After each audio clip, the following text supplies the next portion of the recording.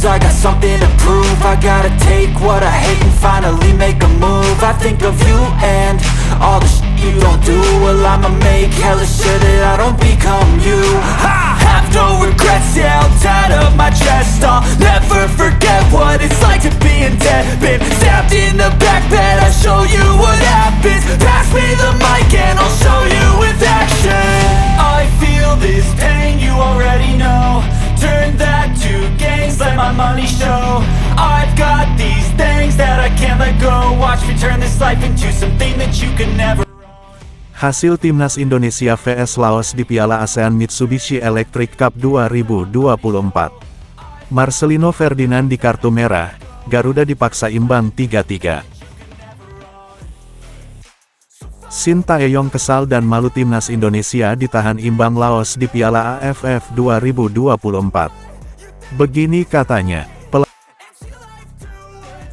kembali lagi berulah. Bung Toel sebut PSSI cupu karena tak berani beri target juara kepada Shin Tae-yong.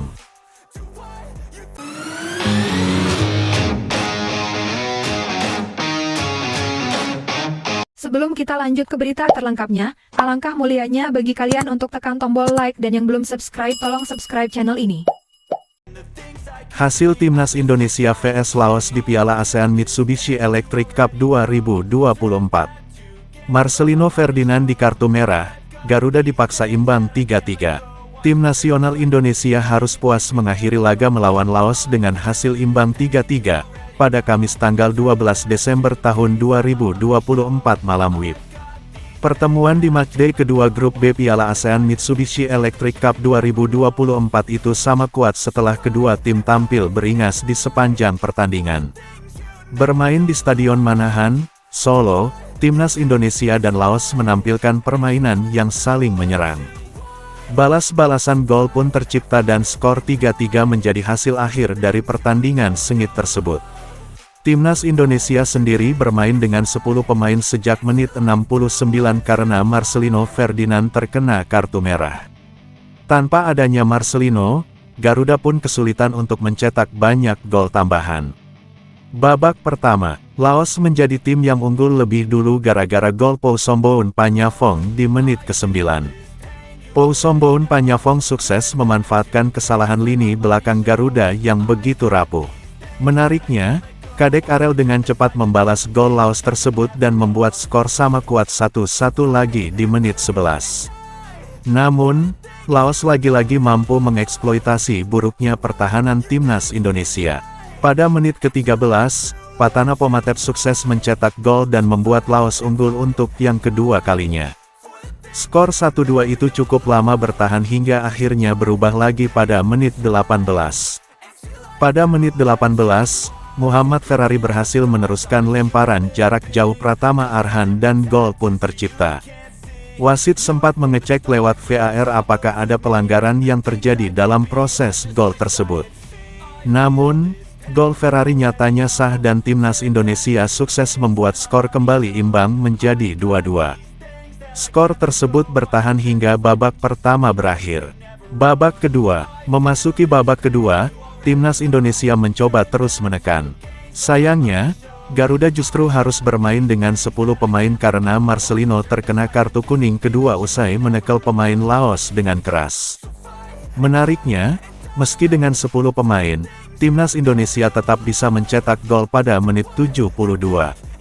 Berawal dari tendangan sepak pojok Donitri, Ferrari mampu meneruskannya lewat sundulan dan berbuah gol. Sayangnya, Peter Pantafong yang baru dimainkan di menit 74, justru mampu mencetak gol di menit 77. Skor 3-3 itu pun bertahan sampai laga berakhir. Shin Tae-yong kesal dan malu Timnas Indonesia ditahan imbang Laos di Piala AFF 2024. Begini katanya, pelatih Timnas Indonesia, Shin Tae-yong, mengungkapkan rasa kesal dan malu usai timnya hanya mampu bermain imbang melawan Laos dalam pertandingan Grup A Piala AFF 2024. Laga yang digelar di Stadion Nasional tersebut berakhir dengan skor 3-3, hasil yang jauh dari ekspektasi publik tanah air. Laos sempat unggul lebih dulu melalui gol cepat yang dicetak oleh Pou Somboun Panyafong di menit ke-9. Namun, Indonesia berhasil menyamakan kedudukan. Kadek Arel dengan cepat membalas gol Laos tersebut dan membuat skor sama kuat 1-1 lagi di menit 11. Dalam konferensi pers usai pertandingan, Shin Tae-yong tidak menutupi kekecewaannya terhadap penampilan skuad Garuda. "Saya sangat kecewa dengan hasil ini.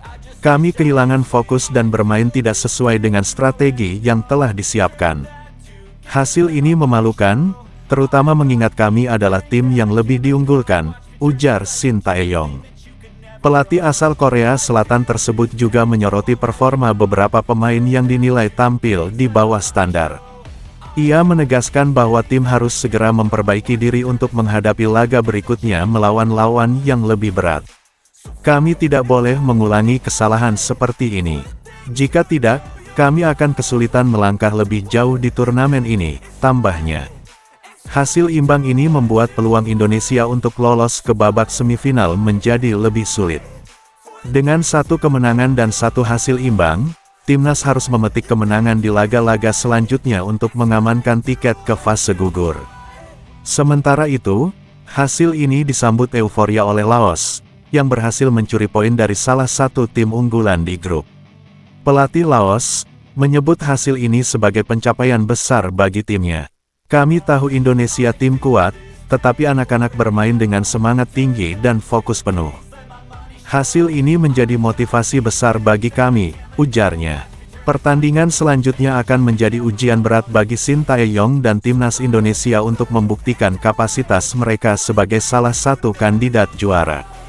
Dukungan dan doa dari seluruh masyarakat Indonesia tentu sangat diperlukan untuk mengangkat semangat para pemain. Kembali lagi berulah, Bung Toel sebut PSSI cupu karena tak berani beri target juara kepada Shin Tae-yong. Pengamat sepak bola, Bung Toel, melontarkan kritik pedas terhadap PSSI yang dinilai tidak memiliki keberanian untuk memberikan target juara kepada pelatih timnas Indonesia, Shin Tae-yong. Pernyataan tersebut disampaikan Bung Toel dalam sebuah diskusi sepak bola yang berlangsung. PSSI ini cupu. Seharusnya sebagai federasi sepak bola, mereka punya visi yang jelas. Kalau tidak berani kasih target juara kepada pelatih, bagaimana mau membangun mental pemenang di timnas? "Ini soal keberanian mematok standar tinggi," ujar Bung Toel.